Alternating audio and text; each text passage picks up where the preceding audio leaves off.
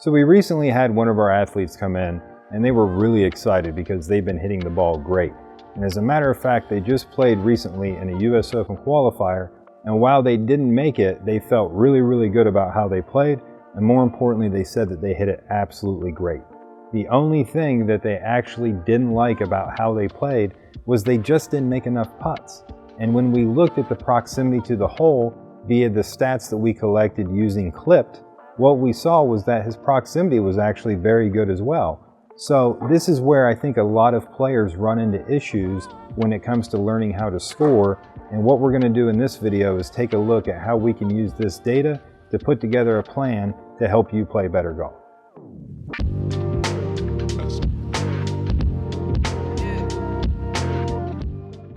So once again, we've got a good player that's playing well, but we're trying to find a way to squeeze more strokes out of their round.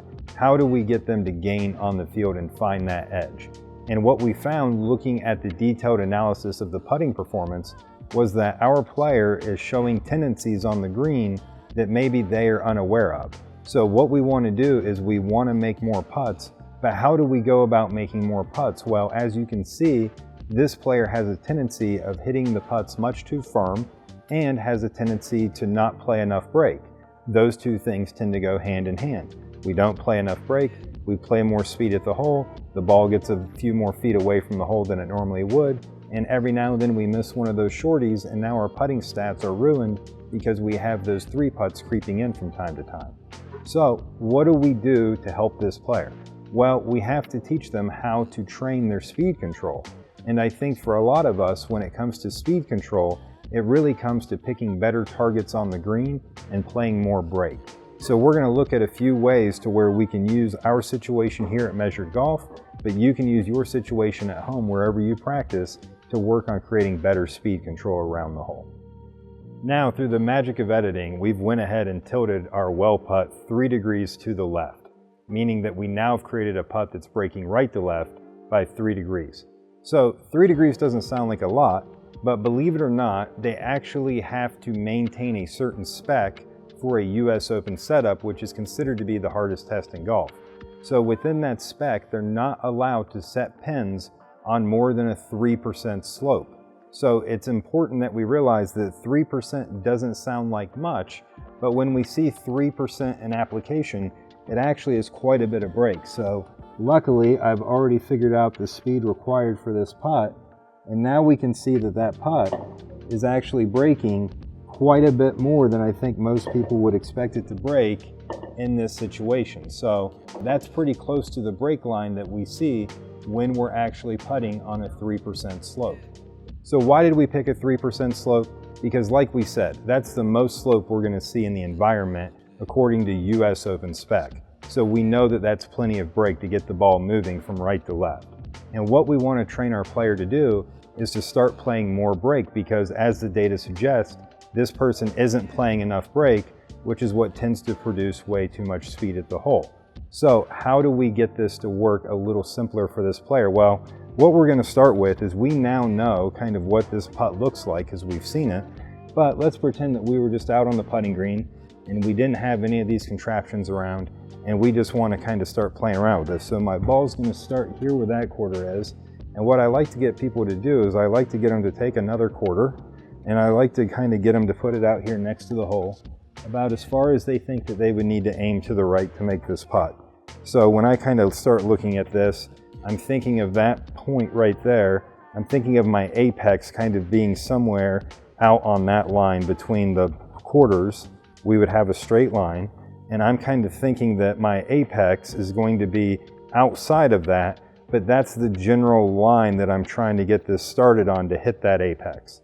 So what we're going to see now is that if I take a ball, okay, just like golf, right, that's my mark, and I line my ball up right at that other quarter, or relatively close to, okay, now I've picked up my mark, now I'm ready to putt.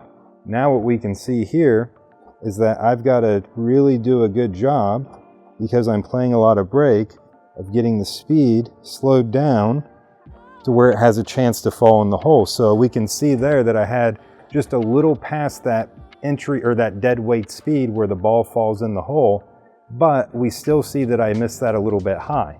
Now, I like to think I'm a decent putter, which means I pick decent targets to putt at, but let's see how we did. So here we go using some fancy tech from WellPutt. We now can see the lines of where we actually wanted to aim this putt. So we can see the quarter, I left that there, we haven't moved it. And I'm being honest, and you can see that I've actually picked a line that is pretty conservative for this putt, meaning that I've picked a line that's gonna keep the ball way above the hole, which is gonna keep it from running away from the hole. So this is a very conservative strategy for this putt.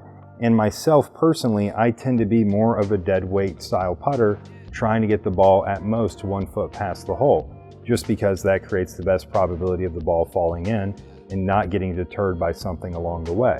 So long story short, with a player out on the golf course, what I think is really a nice way to work on this is without any kind of fancy aids or anything, we can just take a couple golf balls and we can roll them kind of over a spot and kind of start trying to figure out, what the speed needs to be and how much it's breaking.